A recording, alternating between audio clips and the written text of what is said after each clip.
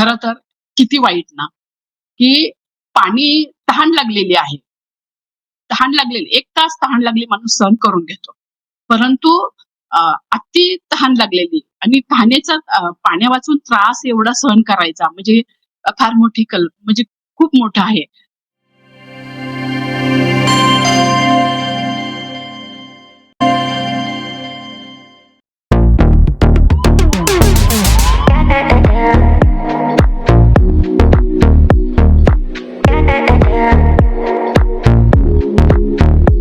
आजच्या आपल्या प्रमुख वक्त्या आहेत आदरणीय विमलताई बाबूराव गायकवाड, UDC सेवानिवृत्त, भारतीय मौसम विज्ञान पुणे 5 संघटक, युग प्रवर्तक संघ, नवी सांगली.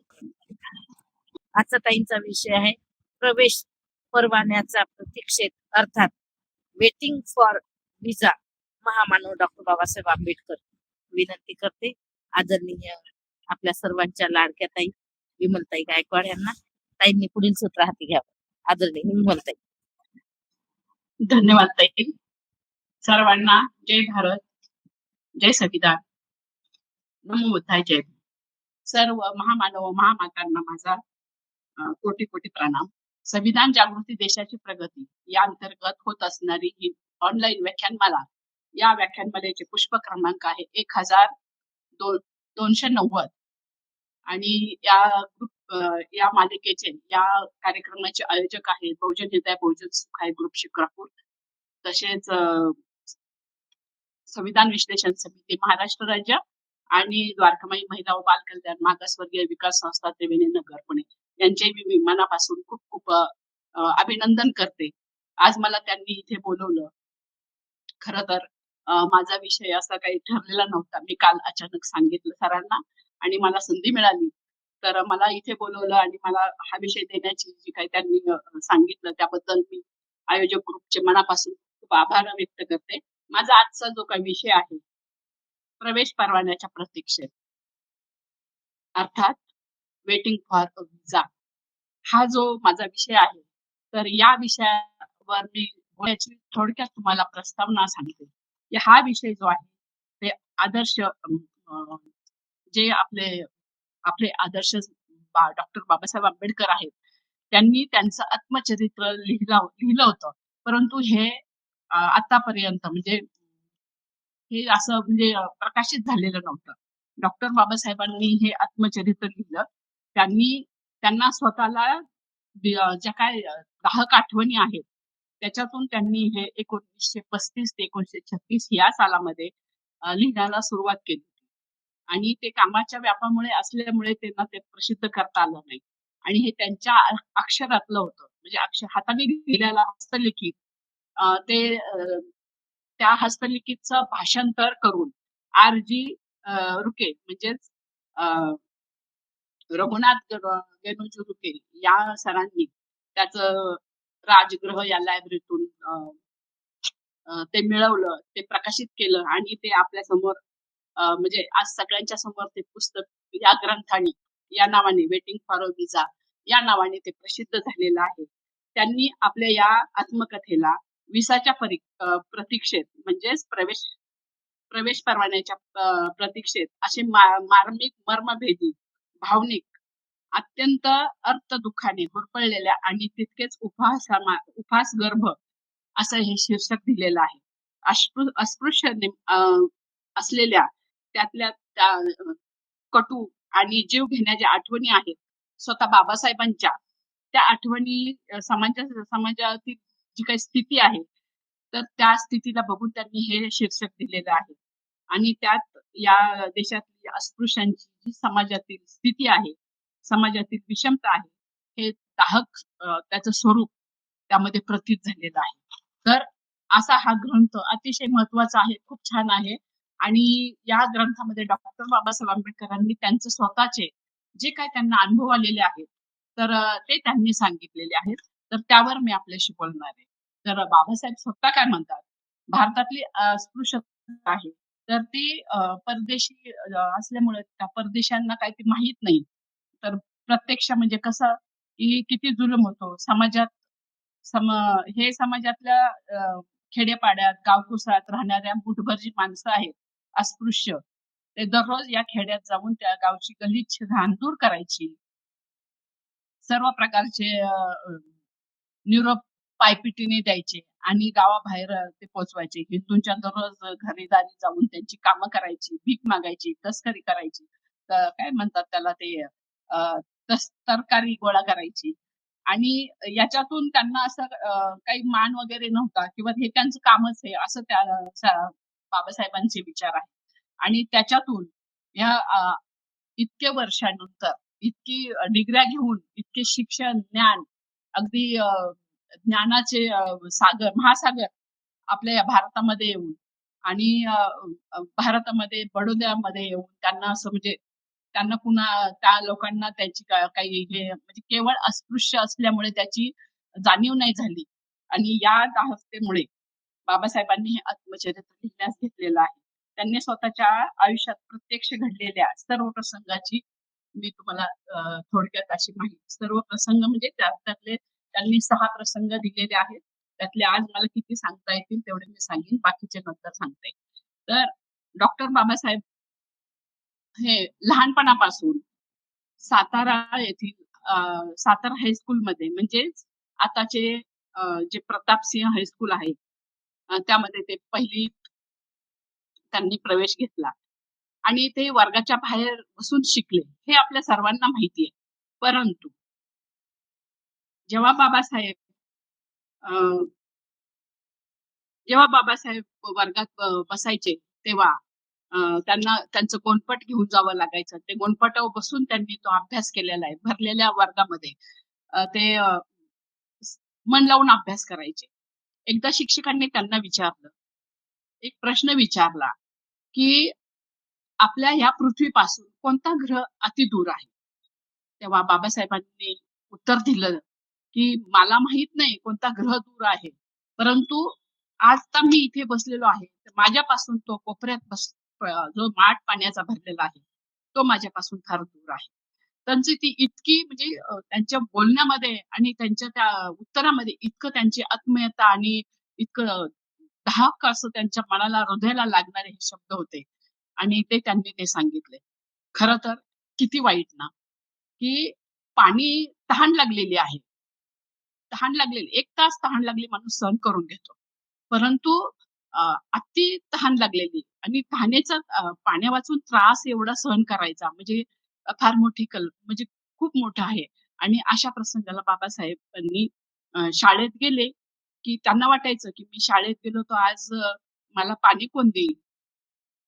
म्हणजे कसं की एखाद्या विहिरीतून पाणी काढायचं, मग ते आपण ओंजळीने प्यायचं किंवा आज जर शिपाई आला, तर मला पाणी मिळेल. मी जेवल्यानंतर मला पाणी कोण देईल? जर शिपाई नाहीच आला, तर मला पाणी कोण देणार? आणि पाणी वाचून इतकं पाण्याने त्यांची म्हणजे अ, त्यांची म्हणजे खूप हाल अपेष्ट झालेले आहेत, की पाणी त्यांना हात लावता येत नाही. समोर पाणी आहे, परंतु त्यांना हात लावता येत नाही. अशा अशा परिस्थितीमध्ये बाबासाहेब शिक्षण शिकले आणि याच्यातून त्यांनी जी ती व्याकुळता आहे, ती सहन करण्याची त्यांची जी क्षमता आहे, तर हे आपल्याला जाणवतं. तर अशी जबरदस्त किती स्ट्रगल बाबासाहेबांच्या जीवनामध्ये अतिशय स्ट्रगल आणि त्यांनी हे सगळं सहन केलेलं आहे. आता तसं पाहता बाबासाहेब म्हणतात, की आमचं मूळ गाव रत्नागिरी. रत्नागिरीमध्ये दापोली जिल्ह्यामध्ये ते आंबडवे गाव. या गावात त्यांचं स्वतःचं गाव आहे. परंतु त्यांचे वडील जेव्हा रिटायर झाले, त्याच्यानंतर ते गावी गेले. परंतु तिथं त्यांचं काही जमलं नाही, की अस्पृश्यतेचा त्यांनी कधी अस्पृश्यता एवढी जाणवली नव्हती, पण तिथं त्या गावात जाणवली. शिवाय शेजारी-पाजारी त्यांच्याशी वाद घालत होते. तुळसाने मंडळाचं लग्न झालेलं होतं आणि अशा वेळी अ, हे अ, हे 4 मुलं म्हणजे कोण? बाळा त्यांचा मोठा बंधू, बाळा, बाबासाहेब आणि आनंदा आणि बहिणीचा मुलगा हे आत्याच्या बरोबर राहत होते. अशा वेळी बाबासाहेबांना अ, म्हणजे सुभेदार रामजीबाबांना जे काही गोरेगावामध्ये नोकरी लागली होती, त्यामुळे त्यांना घरी येता येत नव्हतं. घरची अडचण होती, परिस्थिती अशी होती, की त्यांना कमवणं गरजेचं होतं आणि या वेळामध्ये त्यांना वाटलं, की बाबा चला माझ्या मुलांना उन्हाळ्याची सुट्टी लागली, तर उन्हाळ्याच्या सुट्टीमध्ये मी ह्यांना इकडे गोरेगावला बोलवून घेईन. म्हणून त्यांनी त्यावेळी त्यांना एक पत्र लिहिलं, की आता उन्हाळ्याची सुट्टी लागली, तर तुम्ही गोरेगावला या आणि तुम्ही माझ्याकडे येऊन राहू शकता सुट्टीच्या दिवसामध्ये. तर या 4ही मुलांना खूप आनंद झाला. इतका आनंद झाला, की आता आपल्याला प्रवास करायला मिळणार, रेल्वेने जायला मिळणार आणि अशा या स्थितीमध्ये त्यांनी जायची तयारी केली. आता जायची तयारी केल्यानंतर एकदम असे इंग्रजी लोकं कसे कपडे घालतात, असे एकदम तलम असं हे कुर्ता घेतला. परत एक चमकीची अशी टोपी घेतली आणि रेशमी सुताचं धोतर वगैरे असा त्यांनी पोशाख केला आणि त्यांनी जायची तयारी केली. आता ते अ, जा अ, ते निघाले तर त्यांच्या आत्यांना खूप असं वाईट वाटलं, की बाबा मी एकटी कुणाकडे राहणार? माझं काही सगळं अ, दुसऱ्याच्या हातून करायला लागतंय, तर मग कसं होणार? मग त्यांची अशी परिस्थिती होती, की आत्या स्वयंपाक करत नव्हती आणि ह्या चौघांचा स्वयंपाक ह्यांना शाळेतून येऊन ह्यांना भाकरी करता येत नव्हत्या. मग हे काय करायचे? भात आणि भातामध्ये मटण असं कालवून नाही का त्याचं असं खिचडी भात वगैरे असं करून हे त्यांना सोपं होतं. बाबासाहेबांना हा स्वयंपाक करणं सोपं होतं आणि तसेच ते दररोज करून त्यांचं असं जेवणाचं अ, होतं. तर अशा परिस्थितीमध्ये त्यांची आत्या ही अ, अपंग असल्यामुळे तिची सेवा ह्यांना करायला लागायची. म्हणजे तसं त्यांना त्याचा काहीच उपयोग नव्हता आत्याचा. तर तरीसुद्धा आत्यांनी हे मुलं गावाला निघालेत, तर तसं वडिलांनी सांगितलं, की "बाबा तुम्ही कधी येताय? मला तसं पत्राने कळवा." आणि त्यांनी बाबासाहेबांनी म्हणजे छोट्या अभिमानी हे सगळं बाबासाहेबांना कळवलं होतं. बाबासाहेब तेव्हा केवळ 9 वर्षाचे होते आणि ह्यावेळी त्यांनी अ, ही एवढी सगळी तयारी करून त्यांच्याकडे पैसे होते आणि त्यांनी जाण्याची तयारी केली. जाताना आत्याने थोडंसं जेवण पण त्यांच्यासोबत दिलं आणि हे चौघजण रेल्वेला जाणार, तर कसे जाणार? तर तिथं 2 घोड्यांची एक टांगा होता. म्हणजे घोडागाडी. त्या घोडागाडीने ते रेल्वे स्टेशनपर्यंत गेले आणि तिथं जाऊन त्यांच्या भावाने, मोठ्या भावाने तिकीटं काढली. नंतर त्यांनी मस्त असं खूप आनंदात, खूप खुशीत आपल्याला रेल्वे पाहायला मिळणार, आपल्याला अ, प्रवास करायला मिळणार. अशा आनंदात मध्ये ते सगळे असे असे दिसत होते, की ते आपल्या समाजाचे म्हणजे अस्पृश्य नव्हते. म्हणजे इतके छान दिसत होते ते. आणि त्यांना बघताच कोणी म्हणेल, की हे ब्राह्मणांची मुलं आहेत. तर अशा मुलांना त्या रेल्वे स्टेशनवर गेले, त्यांनी तिकीट काढलं आणि त्यांनी जाऊन रेल्वे पकडली. तर रेल्वेमध्ये बसल्यानंतर काही ते मध्ये गोरेगावला जायच्या मध्ये एक मसूर एक रेल्वे स्टेशन आहे. त्या रेल्वे स्टेशनवर ते उतरले. तर रेल्वे स्टेशनवर पोहोचल्यानंतर अ, त्यावेळी संध्याकाळचे 5 वाजले होते. आणि त्यावेळी ते सामान घेऊन खाली उतरले. कदाचित अ, त्या गाडीतून सगळी लोकं निघून खाली उतरली आणि खाली उतरल्यानंतर सगळी लोकं आपापल्या रस्त्याने, आपापल्या मार्गाने निघून गेली. ही 4ही मुलं तिथं उतरली. पण खूप वेळ वाट बघितलं, पण त्यांना घ्यायला कोणी आलं नाही. तर त्या ठिकाणी ते जवळ-जवळ अ, एक अर्ध्या 1 तासानंतर, अर्धा ते 1 तासानंतर तिथं हे येतात स्टेशन मास्तर येतात. त्यांनी विचारलं, की "बाबा तुम्ही का थांबलाय? तुम्ही का खोळंबलाय इथं? तुम्ही का नाही गेला?" तर बाबासाहेब म्हणतात, की "आम्हाला कोणीच घ्यायला आलं नाही. आमचे वडील येणार होते किंवा त्यांचे नोकर येणार होते. तर तर आम्ही त्यांची वाट बघतोय." तर त्यांच्याकडे पाहिल्यानंतर त्यांना इतकं म्हणजे तो स्टेशन मास्तर खूप आपुलकीने, कळकळीने त्यांच्याशी बोलत होता. आणि जसे हिंदू लोकं विचारतात, की "बाबा तुम्ही कोण? कुठून आला काय?" तर त्यांनी पण तसं विचारलं, की "तुम्ही कोण?" तर एका क्षणाचा पण विलंब न करता डॉक्टर बाबासाहेब आंबेडकरांनी सांगितलं, की "आम्ही महार आहोत." तर असं सांगितल्यानंतर महार म्हटल्यानंतर अशी त्याची काही त्याला असा काही विजेचा धक्का बसला. त्याच्या त्याची ती चेहऱ्याची सगळे हावभाव बदलले. आता एवढं तर काय महार म्हटल्यानंतर एवढा मोठा धक्का तर बसायची गरज नव्हती. पण आपली ही जी समाजाची जी काही संस्कृती आहे, जी काही हिंदू लोकांची जी काही परंपरा चालत आली होती, त्यानुसार महार म्हणजे एकदम तुच्छ, एकदम खालच्या दर्जाचे. त्यांना काही माणसंच नाहीत ही. काहीतरी कोणतरी असं नाही का एकदम हिडीस-हिडीस करणारे. त्या स्टेशन मास्तरनी त्यांच्याकडे तिरस्काराने पाहिलं आणि त्याचा चेहरा-मोहरा बदलला. त्याची बोलण्याची भाषा एका क्षणात बदलली आणि ते म्हणाले की ते क्रोधाने त्यांच्याशी बोलू लागले आणि ते तिरसटपणे असे ते निघून गेले स्टेशनमध्ये. आता तिकडे गेल्यानंतर सगळी पॅसेंजर जे होते सगळे निघून गेले आणि राहिले कोण? हे चौघजणच राहिले तिथं. आता चौघजण कोणतरी आपल्याला घ्यायला येईल. वडील येईल किंवा येतील किंवा नोकर वगैरे कोणतरी येतील. ह्या आशेने तिथं थांबले. परंतु 5:30 वाजले, 6 वाजले तरी त्यांना कोणीही घ्यायला आलं नाही. शेवटी काय झालं, की थोड्या उशिराने ते स्टेशन मास्टरच येऊन त्यांना म्हणाला, की "काय करताय तुम्ही?" असं नाही का रागाने, तिरस्काराने. "काय करताय तुम्ही? जाणार आहे का काय करणार आहे?" तेव्हा बाबासाहेब म्हटले, की "आम्हाला तर आता एवढी रात्र झालेली आहे आणि आम्हाला कोणीच घ्यायला आलं नाही. तर आम्हाला जर बैलगाडी जर घोडागाडी मिळाली तर आम्ही जाऊ. नाहीतर मग तुम्ही आम्हाला शोधून द्या किंवा आम्हाला एक घोडागाडीची व्यवस्था करा." तर अशा वेळी त्या स्टेशन मास्तरने ते ऐकलं. तर बाकीची पण भरपूर गाड्या तिथं उभ्या होत्या. पण ते महार म्हणल्यानंतर ते सगळे कुणीच यायला तयार नाही. मग स्टेशन मास्तरने सांगितलं, की "बाबा रे, तुम्हाला आता इथं तुम्ही महाराचे असल्यामुळे इथून कुणी तुम्हाला येऊन घेऊन नेणार नाही."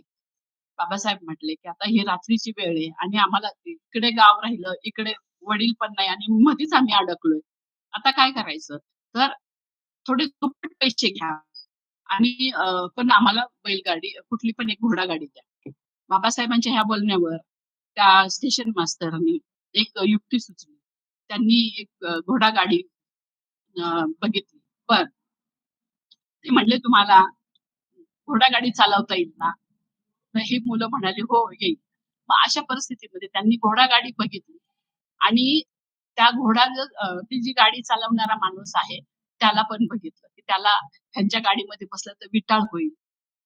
विटाळ झाला तर त्याला म्हणजे त्याचा दिवस सगळा खराब होणार किंवा त्याला ह्या मुलांच्या बरोबर बसणं त्याला कमीपणाचं वाटलं. मग त्यांनी काय केलं, म्हणे आम्ही गाडी चालवतो आणि तो स्टेशन मास्टर म्हणतो, की "बाबा तुम्ही ही गाडी चालवायची आणि हा जो माणूस आहे गाडीचा मालक, तो तुमच्या बरोबर पायी-पायी चालेल." त्यांनी मान्य केलं. नंतर थोड्या वेळाने ते सगळ्यांची निघायची तयारी झाली. मला वाटतं तेव्हा 6 वाजून गेले होते. आणि 6 वाजल्यानंतर ती गाडी तिथे आली आणि त्या गाडीमध्ये ही बसली मुलं. ती बसली आणि स्टेशनपासून थोड्याच अंतर दूर गेल्यानंतर तो घोडागाडीवाला माणूस काय म्हणतो, की "इथे नदी आहे. ह्या नदीमध्ये तुम्हाला पाणी प्यायला मिळेल. पुढं तुम्हाला पाणी मिळणार नाही, तर तुम्ही इथं जेवण करून घ्या." यांना पण भूक लागली होती आणि यांच्याकडे खूप छान आत्याने बनवून दिलं होतं शेजाऱ्यांच्याकडून त्यांच्यासाठी गोड असं छान पक्वान्न करून दिली होती. त्यांना वाटलं की आपण इथं जेवावं. मग ते लोकं तिथं उतरले. म्हणजे चौघं पण उतरले आणि हा माणूस गेला गावामध्ये निघून. हा गेल्यानंतर ह्यांनी जेवण खोललं, जेवणार. पण आता पाणी कुठे आहे? पाणी प्यायला पाहिजे ना, जेवण जेवायचं तर पाणी प्यायला पाहिजे. म्हणून ते गेले त्या नदीवर. नदीवर गेले तर ती सगळी सुकलेली होती. तिथं थोडी-थोडी डबकी होती. त्या डबक्यामध्ये त्यांनी पाहिलं तर त्यात शेण होतं. जनावरांचं शेण होतं, जनावरांची लघवी होती. त्याला एक दुर्गंधी असे वास येत होता आणि ते पाणी प्यायचं म्हणजे कसं काय पिणार?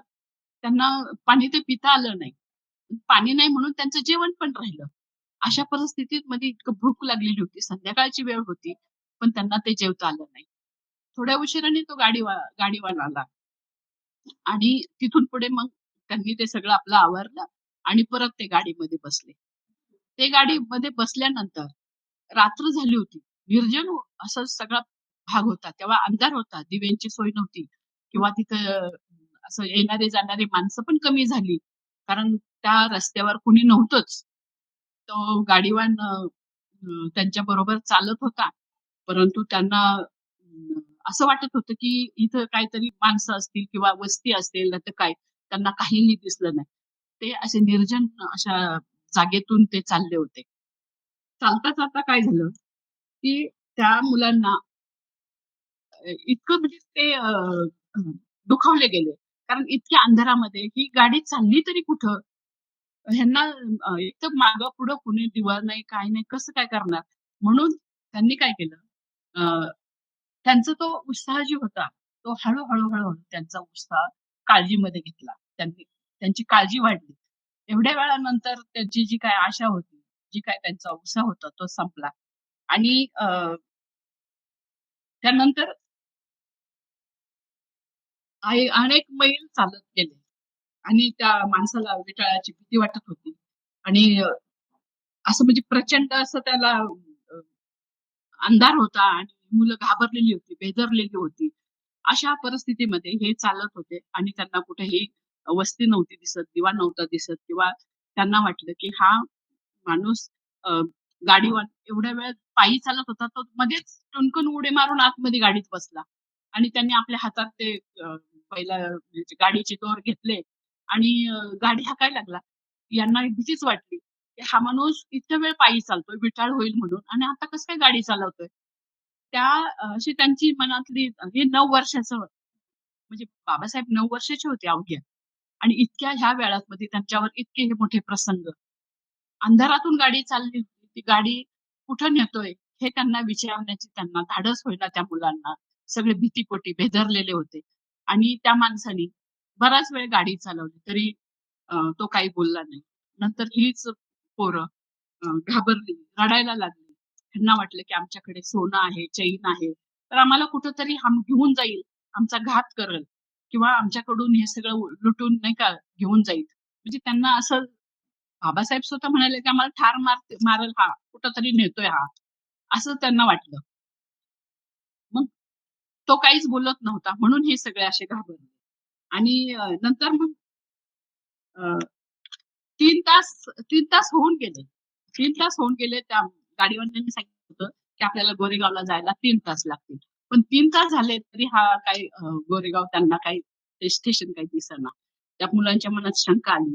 ते गाडीवान आमचा घात करणार. या उद्देशाने त्यांनी त्या गाडी ठार मारण्याच्या उद्देशाने आम्हाला एखाद्या निर्जन ठिकाणी हा नेणार आणि मारणार, असा बाबासाहेबांना वाटायला लागलं. आणि रात्रीचे 10 वाजले होते. दूर एक दिवा दिसला त्यांना. असं म्हणजे जवळ-जवळ असं लांबून एक दिवा दिसला आणि त्या दिव्याला बघून मग तो गाडीवाला म्हणतो, की "बघा, ते बघितला का दिवा? ते आहे एक जखात नाकं आणि आपल्याला तिथं पोहोचलं, की तुम्हाला तुमच्या गोरेगावला जाता येईल." तो दिवा बघून जरा ह्यांना बरं वाटलं. पण यांना काही बोलूशी वाटेना त्या गाडीवाल्याबरोबर. का? तर आपण काय बोलावं तर हा आणखीन गाडी थांबवेल किंवा काय, ह्या भीतीपोटी ते कोणीच काही बोललं नाही. नंतर तो गेल्यानंतर गाडी 2 तासानंतर जवळ-जवळ तो 3 तासात पोहोचणार होता, तर त्याच्यापेक्षा आणखी 2 तास लागले होते त्याला. त्या जकात नाक्याजवळ गाडीवर जातो आणि तिथं मग तो गेल्यानंतर ते ही तिथं गेल्यानंतर हीच परिस्थिती. त्यांनी ह्यांना उतरलं. ह्यांनी सामान उतरलं एका ठिकाणी. त्यांचा मोठा भाऊ बाळाराम, तो होता, आनंद होता आणि त्या भावाचा बहिणीचा एक मुलगा होता आणि ते. हे सगळे तिथं उतरले. परत ह्यांना खूप भूक लागली होती. रात्रीचे 10 वाजले होते आणि अशा भूक लागलेल्या परिस्थितीमध्ये पहिलं त्यांना पाणी पाहिजे होतं. मग तो त्या गाडीवाल्याला विचारतो, की "आम्हाला इथं पाणी मिळेल का? आम्हाला जेवायचंय."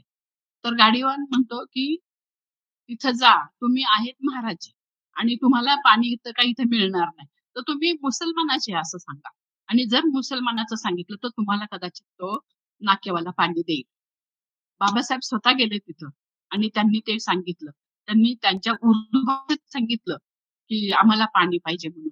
तर त्या माणसाने विचारलं, "तू कोण आहेस?" तर त्यांनी सांगितलं, की आम्ही मुसलमान आहे. तर पण तिथं ही सुद्धा आयडिया त्यांची कामी झालेली नाही.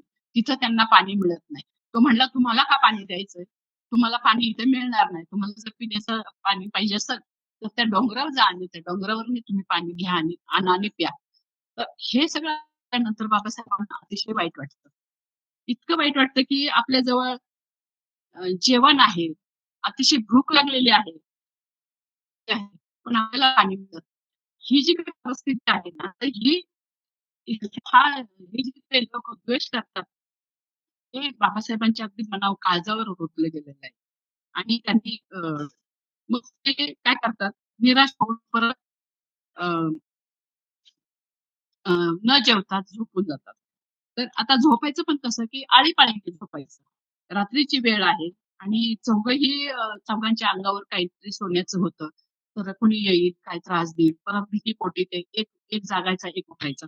अशा परिस्थितीत त्यांनी संपूर्ण रात्र घालवली आणि नंतर पहाटे तो गाडीवान येतो आणि त्यांना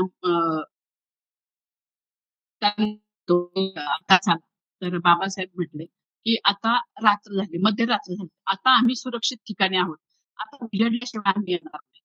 मग त्या माणसाने, त्या गाडीवाल्याने नंतर दिवसा 8 वाजल्याच्या नंतर ह्यांना घेतलं आणि अ, दुसऱ्या दिवशी सकाळी ते 11 वाजता गोरेगावला पोहोचले आणि गोरेगावला पोहोचल्यानंतर त्यांच्या वडिलांनी जेव्हा ह्यांना बघितलं त्यांना एकदम धक्काच बसला, की "हे काय? तुम्ही आम्हाला पत्र दिलं नाही किंवा कळवलं नाही. अचानक कशी काय आलात?" आणि मग तेव्हा त्यांनी सांगितलं, बाबासाहेबांनी सांगितलं, की "आम्ही तुम्हाला पत्राने कळवलं होतं, परंतु तुम्ही कुणीच आला नाही." रस्त्याने सगळी जी काही झालं ते बाबासाहेबांनी वडिलांना सांगितलं. तर हे जे सांगितलं तर त्याच्यावर त्यांना खूप वाईट वाटलं. म्हणजे रामजी बाबांना. आणि त्यांना हे पण नंतर कळलं, की बाबासाहेबांनी ह्या चौघांनी पत्र दिलं होतं, आम्ही कधी येतोय, कोणत्या वेळेला येतोय. पण त्या नोकरांनी त्यांना पत्रच दिलं नाही. त्यांना सांगितलीच नाही ही बातमी. म्हणजे असं इतकं खोडीलपणा, इतकं इतकं म्हणजे का करायचं? पण व्हायचं त्यावेळेस, झालं तसं. आणि ही जी त्यांच्यावर जी काय बितली. तर हे अतिशय जीवघेणी बाबासाहेब म्हणतात, की ही जी धक्कादायक, अभूतपूर्व जी काही घटना आहे, तर ही वास्तवता आहे. ही क्रूर वास्तवता आहे आणि ही केवळ अनुभव नव्हता, तर ही एक अ, वास्तवाची एक क्रूर ओळख आहे. याच घटनेने त्यांच्या मनावर बंडखोरीची पहिली ठिणगी टाकली.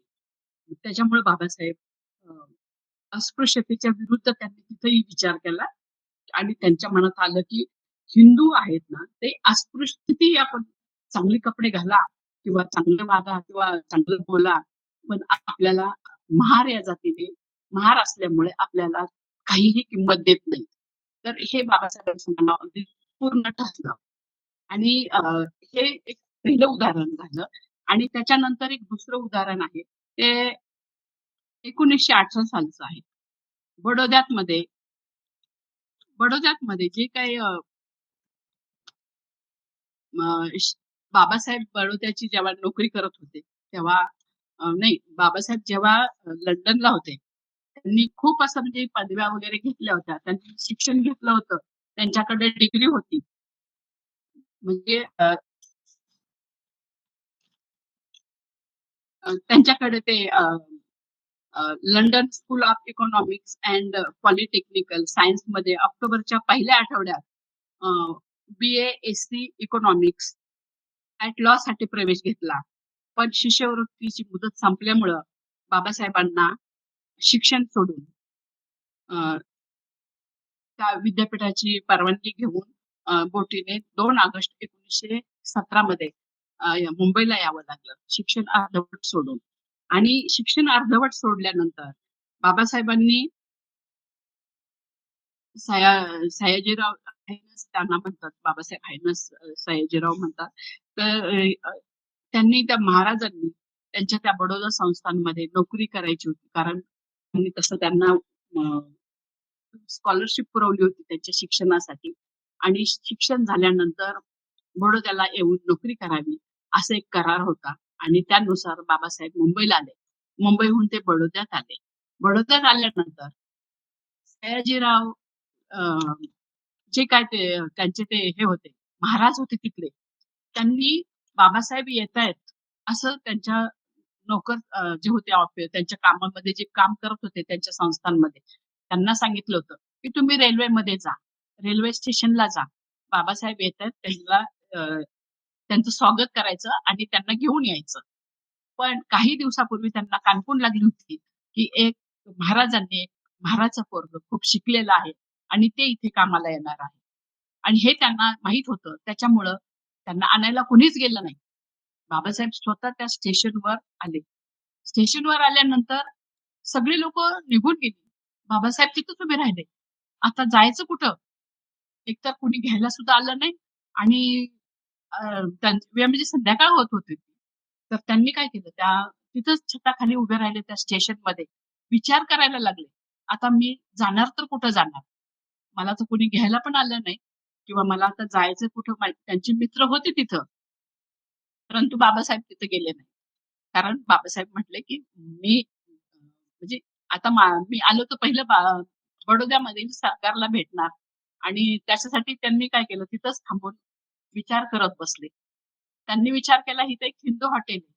त्या हॉटेलमध्ये जावं तर ते मला प्रवेश देणार नाहीत आणि जर मी दुसरीकडे कुठे जाणार? ते इकडे-तिकडे बघितले. संपूर्ण स्टेशन सामसूम झालं.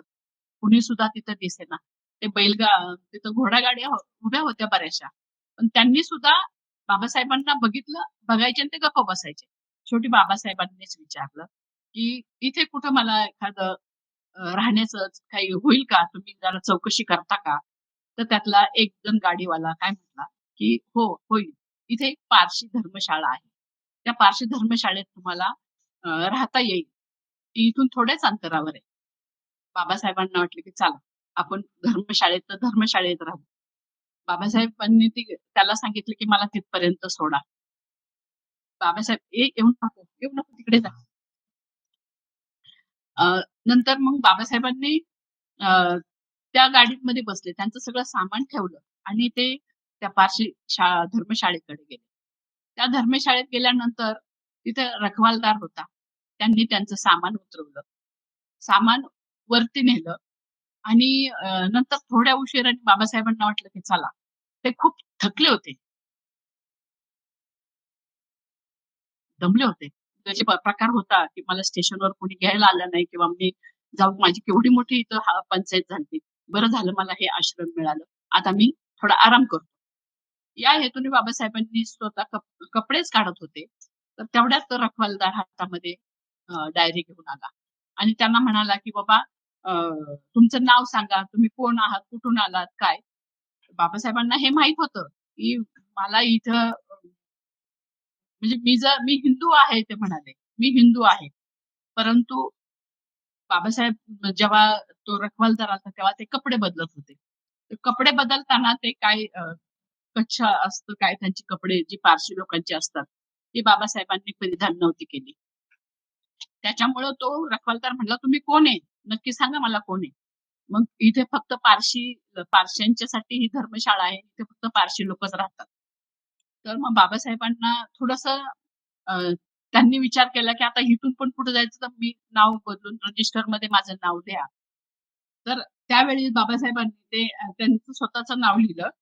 अ, त्यांनी स्वतःचं नाव पारशी म्हणून दुसरं असं म्हणजे त्यांनी त्या नाव कुठलं लिहिलं सांगते मी.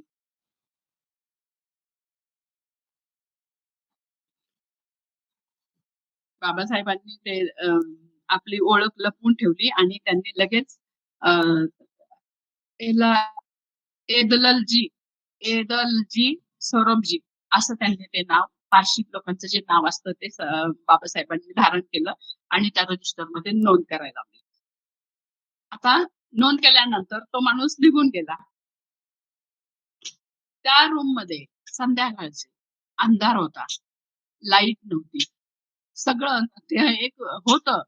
ते धर्मशाळा होती, पण जिथं बाबासाहेबांना वरची रूम मिळाली पहिल्या मजल्याची, तिथं संपूर्ण ते काय आडगळीचं जे सामान होतं, ते सगळं तिथं ठेवलेलं होतं. तिथं वटवाघुळाचा वावर होता.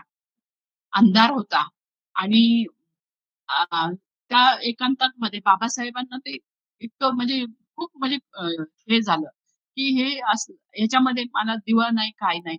मग थोड्या उशिराने एका कंदील आणून दिला. त्या कंदीलची पण ज्योत इतकी होती, की असं थोड्या अंतरावर काहीच दिसत नव्हतं. तेवढ्यापुरताच उजेड होता. अशा परिस्थितीत बाबासाहेब त्या ठिकाणी. त्यांना म्हणजे काय त्या रूममध्ये त्यांना अजिबात आवडत नव्हतं. त्यांना राग येत होता. पण आता जायचं कुठं? त्याच्यापेक्षा हा आश्रय आहे, तर इथेच राहायचं. त्यांनी सकाळी उठून ऑफिसमध्ये गेले. बडोदा संस्थानच्या ऑफिसमध्ये गेले. त्यांनी तिथं त्यांची प्रेझेंटी दिली आणि त्यांना एक असं म्हणजे प्रोफेशनल म्हणून एक त्यांना एक असं जागा मिळाली त्या कामाची. एक कारकुनाची जागा मिळाली आणि त्या कारकुनाच्या ते नोकरीत आहे तिथे. त्या दिवशी ते गेले आणि त्यांनी ते आपले म्हणजे ही दिली, हजर झाले त्या कामावर, रुजू झाले. लेखपालच्या कार्यालयात अ, प्रशिक्षार्थी म्हणजे कुठले प्रोफेशनल अशी त्या पदाचं नाव आहे. ती नोकरी मिळाली. सकाळी 10 वाजता कार्यालयात जाऊन रात्री उशिरा 8च्या सुमाराला ते घरी आले. कारण घरी येऊन सुद्धा काय, बाहेर कुठं इकडे-तिकडे थोडासा वेळ घालवला तर तो वेळ इकडे-तिकडे चांगला जाईल. परंतु संध्याकाळी आलं तर त्या एवढ्या खोलीमध्ये, इतक्या मोठ्या अडगळीच्या खोलीत एकटे बसणार, कोणाशी बोलणार नाही. सोबत फक्त त्यांची पुस्तकच होती लायब्ररीतून आणलेली. तीच पुस्तकं आणि ते. तर अशा खोलीमध्ये बसून त्यांना बसावंच लागायचं. आणि ते म्हटले, की याच्या पलीकडे मला दुसरं काही करताच येत नव्हतं तिथं. कारण राहण्याचीच व्यवस्था नव्हती.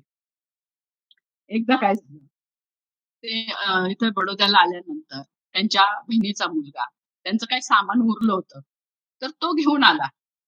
तो घेऊन ते सोडायसाठी बाबासाहेबांच्या ह्या खोलीवर आला आणि त्यांनी ती खोली बघितली. तर तो मोठ्यानेच रडायला लागला. म्हटला, "ह्या खोलीत कसं काय राहणार? ही खोली कशी आहे आणि अशामध्ये कसं काय राहता?" असं इतकं म्हणजे त्या वेळी त्यांना ते आश्रयस्थान पाहिजे होतं. पण कुठलाही निवारा नसण्यापेक्षा काहीतरी निवारा आहे, या भावनेने अं, अतिशय दुःखी होते आणि राग पण येत होता. पण ते काहीच करत नव्हते. अशा स्थितीत त्यांची एक अशी हृदयद्रावक अशी ती स्थिती होती आणि या वेळेला त्यांच्या बहिणीचा मुलगा अ, सामान घेऊन उरलेलं सामान घेऊन मुंबईहून त्यांच्याकडे आला आणि त्यांनी जेव्हा ती बघितली ही अवस्था, तो असा मोठ्यानेच रडू लागला आणि त्याला वाटलं लगेच इथं कसे काय राहता? बाबासाहेबांना त्याची परिस्थिती बघितली आणि बाबासाहेबांनी त्यांना लगेच परत पाठवलं. अशा विचित्र अवस्थेत ते राहत होते. म्हणजे अ, बघा, दिवसा एक प्रतिष्ठित माणूस आणि रात्री त्या अंधाऱ्या कोठडीमध्ये येऊन राहायचं. हा एक वैचारिक वैचारिक असा त्यांचं ते द्वंद्व होतं. म्हणजे मनाशी वैचारिक असं द्वंद्व होतं. अतिशय म्हणजे म्हणजे हे काय किती विचित्रपणा आहे. अशा अवस्थेत ते त्या ठिकाणी राहत होते. त्या धर्मशाळेत ते 11 दिवस राहिले.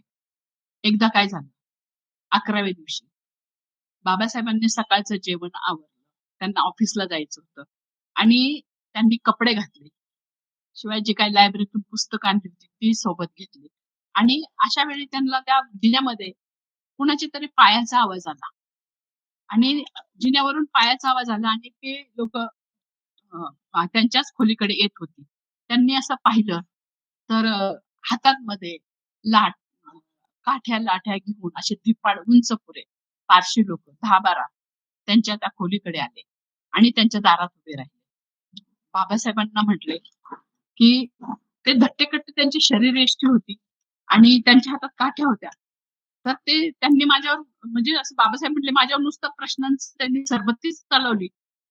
कोण आहेस तू? कुठून आलास? बदमाश आहेस तू आणि हे पारशी धर्मशाळेत तू नाव बदलून राहतोयस आणि ही आमची धर्मशाळा तू पाठवलीस." असं म्हणजे त्यांना अशा म्हणजे वेगवेगळ्या भाषेत त्यांच्याशी बोलायला लागले. बाबासाहेबांना काय बोलावं कळत नाही. म्हणजे त्यांना ते स्तब्ध झाले. त्यांनी शांतता ठेवली आणि अशा वेळी त्यांनी मौन पाळलं. काहीच बोलले नाही. त्यातला एक जण म्हणला, "ए तू किती दिवस इथं राहणार आहेस? तुला काय कधी जाणार आहेस तू?"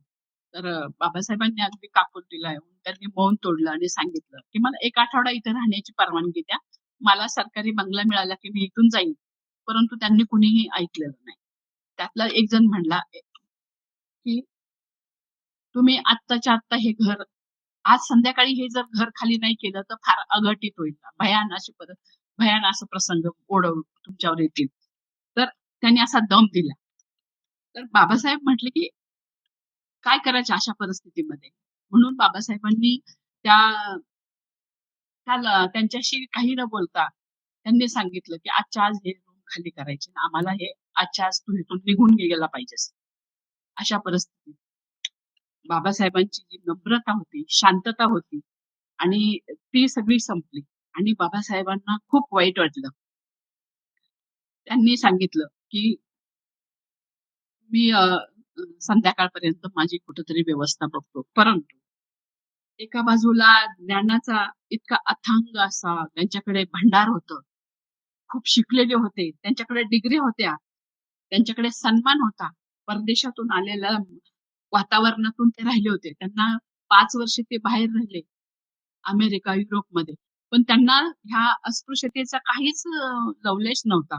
आणि 5 वर्षानंतर त्यांना एकदम हे सगळं बघायचं आणि त्यांना हे सगळे अनुभव आले. त्यांच्या मनावर फार असं कठोर त्यांनी असं म्हणजे अति दुःख झालं त्यांना, की ह्या माणसांना जातीपेक्षा म्हणजे शिक्षण, ज्ञान असलं तरी त्याचा उपयोग नाही. त्यांना त्यांची जात या ज्ञानी माणसापेक्षा त्यांची जात फार श्रेष्ठ आहे. असं बाबासाहेबांनी मनाशी ठाम केलं आणि त्यांना असं म्हणजे भारतातील ही जी विषमता आहे, ह्याची याच दर्जात त्यांना त्याची जाणीव झाली आणि इथेच त्यांच्या जीवनाला कलाटणी मिळाली. त्यांनी इथेच त्यांना बाबासाहेबांनी इथेच निर्णय घेतला, की अ,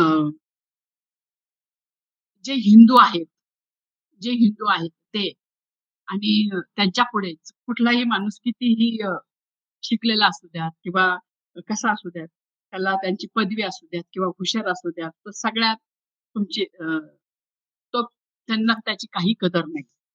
त्यानंतर अ, बाबासाहेबांना वाटलं, की संध्याकाळी आपल्या मित्राकडे जावं आणि त्यांचे 2 मित्र होते तिथं. एक ख्रिश्चन होता. तो तर त्याने तर सीताबाईंनी त्यांनी सांगितलं, की "तू जर आमच्याकडे आलास तर आमचे नोकर अ, कामं सोडून जातील." आणि एक दुसरा होता त्यांनी सांगितलं, की "माझी बायको माहेरी गेली, तर ती आजच येणार आहे. तर इथे काही तू येऊ नकोस. कारण ती आली तर तुला बघितलं तर तिला ते आवडणार नाही." आता बाबासाहेबांचा एक तिसरा मित्र होता. तो तिसरा मित्र कोण होता ते तुम्हाला मी सांगते. तिसरा मित्र होता एक अ, पारशीच होता, नवल नावाचा. तर त्यांचं नाव होतं नवेल भतेना. डॉक्टर बाबासाहेबांचे ते अमेरिकेतले. न्यूयॉर्क कोलंबिया विद्यापीठात शिकत असताना त्यांचा तो पारशी मित्र. तो अतिशय त्यांना म्हणजे अ, खूप प्रेम करायचा बाबासाहेबांच्यावर. अनेक बडोद्यात असताना त्याची जी काही हे जे काही तीव्र स्वरूप झालं, ते जर त्याला सांगितलं असतं, तर ते त्याला म्हणजे त्यांनी ते मान्य नसतं केलं. म्हणून बाबासाहेबांनी त्या नवलला अजिबातच काही बोलले नाही. परंतु हा नवल जे आहे, ते बाबासाहेबांचे खूप जवळचे आणि घनिष्ठ मित्र आहेत. आ आणि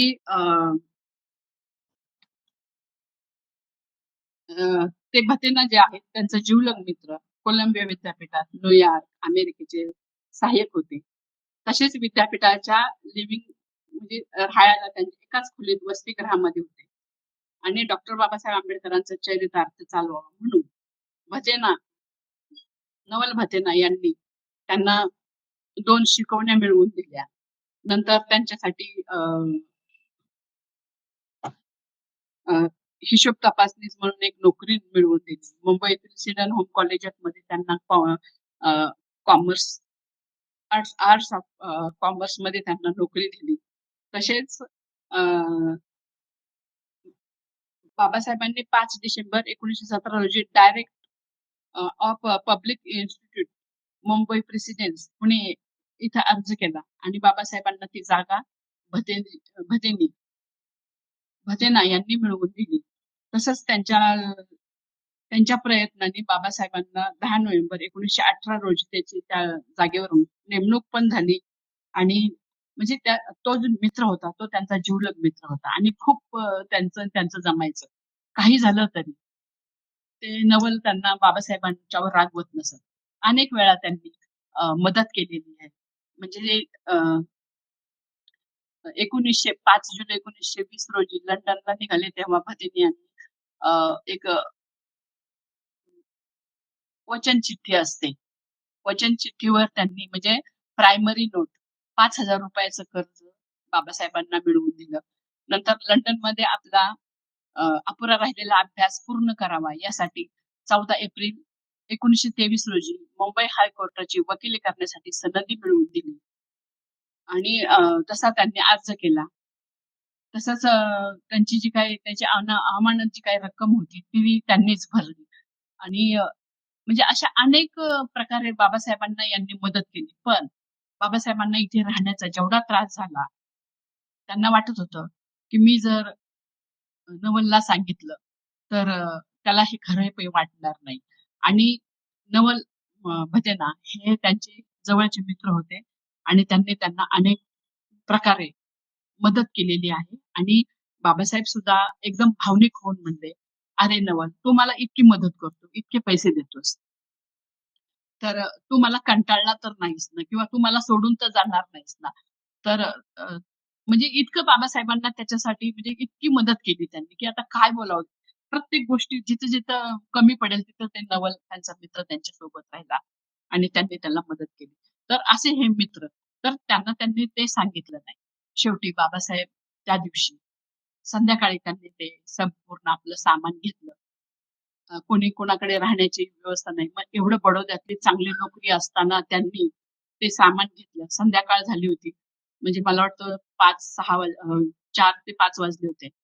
त्यांनी ते सामान घेतलं आणि एक कामठी बाग आहे. त्या कामठी बागामध्ये त्यांनी एका बागेमध्ये जाऊन एका अ, शाल वृक्षाच्या तिथे बसले आणि त्यांना इतकं रडू आवरलं, रडूच आवरेना. ते खूप रडले. त्यांनी ह्या झालेल्या परिस्थितीवर, की हा काय समाज आहे? ह्या काय हिंदू संस्कृती ही कशी आहे? आणि मी इतका शिकलेलो आहे, एवढे डिग्र्या घेऊन आलोय.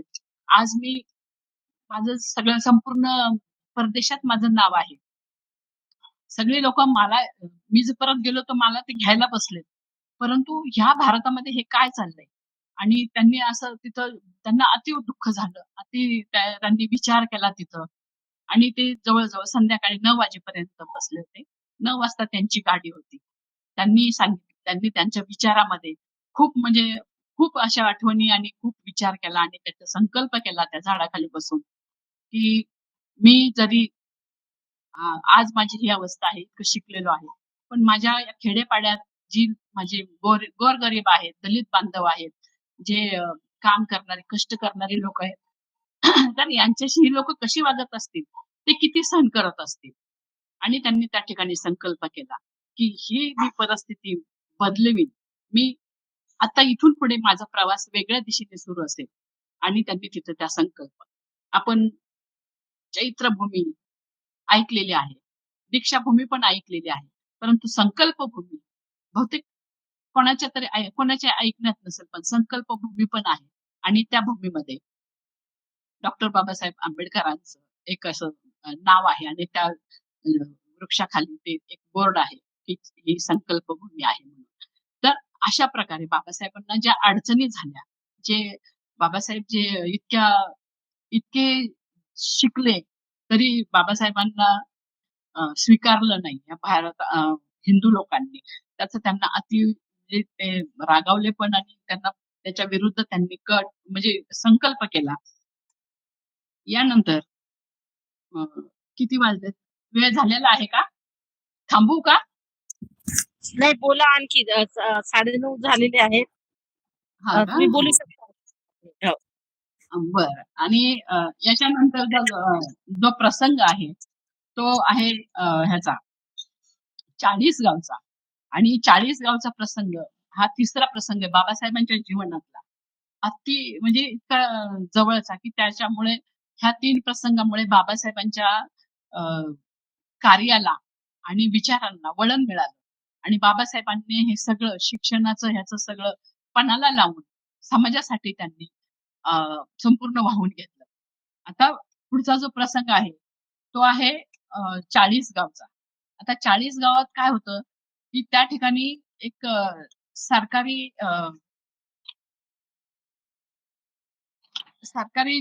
सरकारने सांगितलं, की जे गरीब लोकं आहेत, अत्याचार होतोय त्यांच्यावर. म्हणजे कसं 1900 तो तो भाग तो ती वेळ आहे 1929 ची. त्या 1929 मधला काळ आहे. अस्पृश्यांच्या तक्रारीची चौकशी करण्यासाठी मुंबई सरकारने एक समिती नेमली आणि त्या समितीचे सदस्य म्हणजे सभासद म्हणून बाबासाहेबांची नियुक्ती करण्यात आली आणि त्या समितीची समितीमध्ये ते काम करणाऱ्यांनी प्रत्येक प्रांतात जायचं, दौऱ्यावर जायचं आणि तिथं जे काय अन्याय, अत्याचार, जुलूम होत असतील, त्याची चौकशी करायची आणि ती समितीला सांगायची. आणि मग त्यांच्याकडे बाबासाहेब आणि त्यांच्याबरोबर आणखीन एक सदस्य मिळाले. त्यांचे सहकारी मिळाले. तर त्यांच्याकडे आले खानदेशाचा भाग आला. खानदेश म्हणजे ते दोन्ही जिल्हे. कुठले? धुळे आणि जळगाव. हे दोन्ही जिल्हे बाबासाहेबांच्याकडे आले. त्यांच्याकडे सोपवण्यात आले.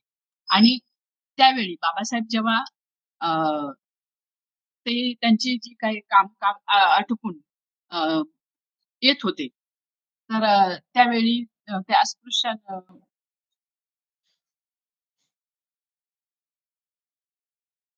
तर म्हणजे कसं आहे माहिती आहे का? त्यावेळेचा बाबासाहेबांचं जे काही ह्याचं अ, बडोदा आणि हे 40गावचं प्रकरण याच्यामध्ये 11 वर्षाचं अंतर आहे. आणि त्याच्यानंतर जेव्हा ते धुळेला आले, तर त्या धुळेच्या म्हणजे मार्गावर आले, तर त्यावेळी त्यांनी त्या खेड्यामध्ये येऊन तिथली पण स्पृश्य हिंदूंची त्या गावातील अस्पृश्यांच्या विरुद्ध जे काही त्यांनी बहिष्कार टाकला होता, त्यांची तिथे जाहीर सभा झाली आणि त्या प्रकरणानंतर ते 40गावला उतरले. आणि 40 गावचे जे काही अस्पृश्य होते, त्यांना कळालं की बाबासाहेब येतात. मग त्यांनी बाबासाहेबांना स्टेशनवर घ्यायला गेले आणि बाबासाहेबांना घेतलं. आता स्टेशनवर त्यांचं स्वागत झालं. त्यांना जागी-जागी हार घातले गेले. ते काम करतात चांगलं म्हणून. म्हणजे लोकं जागृत झाली होती. त्यांना सगळ्यांना माहिती झालं, की बाबासाहेब एक अस्पृश्यांसाठी फार मोठं म्हणजे काम मोलाचं काम करतायत. तर त्यांनी स्टेशनवर आले आणि त्या त्या रात्री त्या 40 गावात ते मुक्काम करावा असं 40 गावच्या लोकांनी त्यांना सांगितलं. म्हणजे त्यांनी आग्रहच केला, की "बाबासाहेब तुम्ही चला, आमच्याकडे राहा. आज तुम्ही आलाच आहे तर एक दिवस आमच्याकडे राहा." असं त्यांनी मुक्काम करा म्हणून सांगितलं. आणि त्यासाठी त्यांनी काय केलं, त्या गावी जायला त्यांना 40गाव धुळ्याला जाणारे काही अ, अ, रेल्वे गाडीत चढले, तर काही पायी गेले आणि त्या परिस्थितीमध्ये अ,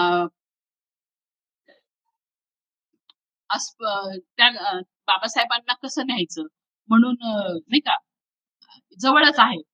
एक पूल आहे. त्या पुलाच्या पलीकडेच गाव आहे. तर बाबासाहेबांना कसं न्यायचं म्हणून बराच वेळ कोणी काही शांतता ठेवली आणि त्यावेळी एकदम एक बैलगाडी आली. 40 गावचे जे स्टेशनवरून ते वाट बघत होते.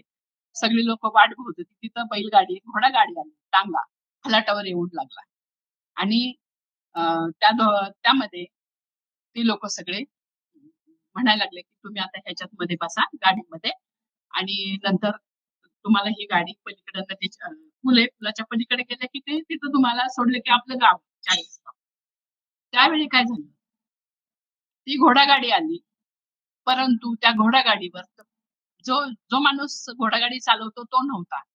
त्याच्यावर शिकाऊ ते माणूस होता, की त्याला काहीच चालवता येत नव्हतं. त्याला माहीत नव्हतं. त्याला वाटलं, की दोर हातात घेतले, की गाडी चालते. परंतु त्या पुलावर दोन्ही बाजूनी अशा दगडीच्या रांगा लावल्या होत्या आणि बाबासाहेब बसले त्या गाडीमध्ये आणि गाडीमध्ये बसले असताना त्या विटाळ होईल म्हणून अ, तो प्रॉपर असतो ना गाडीवान, तो बसला नाही. एक दुसरा शिकाऊ कोण होता त्यालाच बसवलं. म्हणजे समाजातलाच होता. अ, अ, अस्पृश्य समाजातला. त्यांनी त्यांना बसवलं. शिकाऊ असल्यामुळं त्याला काही गाडी चालवताच आली नाही. एक वळणाचं असं वळण आलं आणि त्या वळणावर ती गाडी वळवून त्या पुलावर घ्यायची होती.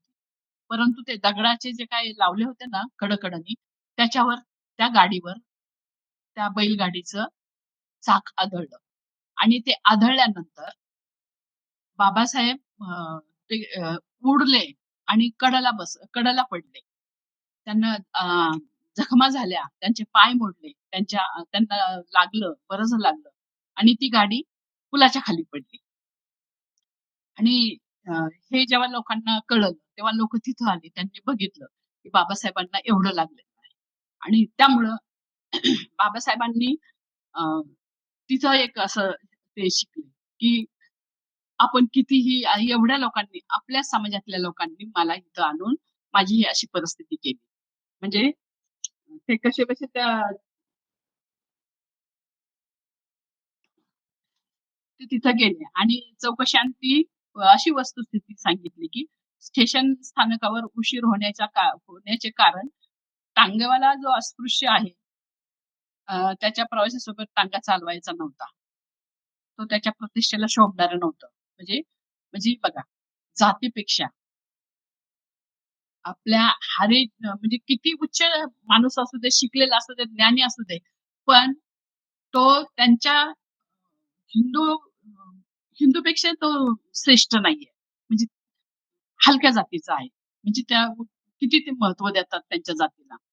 आणि त्यामुळं काय झालं, बाबासाहेबांना जखम झाली. बाबासाहेबांच्या पाय फ्रॅक्चर झाला आणि ते जी गाडी हाकायला लागला तो माणूस, त्याच्या घोडागाडीचं ते त्याची जी जबाबदारीची जाणीव होती, ती त्या माणसाने ती पाळली नाही. त्याचं नियंत्रण सुटलं आणि ती घोडागाडी रस्त्याच्या कडेला पडली. तर हा जो काही प्रसंग आहे, ते तमाम अस्पृश्यासाठी, अगदी बॅरिस्टर असलेला सुद्धा अस्पृश्य असला तरी तो गा गाडी हाकणारा फार त्याच्यापेक्षा श्रेष्ठ आहे. असे बाबासाहेबांच्या मनावर अ, ठिकठिकाणी ह्या ज्या गोष्टी आहेत, त्या बाबासाहेबांनी त्यांच्या आत्मकथेतून त्यांनी ह्या कथन केलेल्या आहेत आणि त्या लिहिलेल्या आहेत.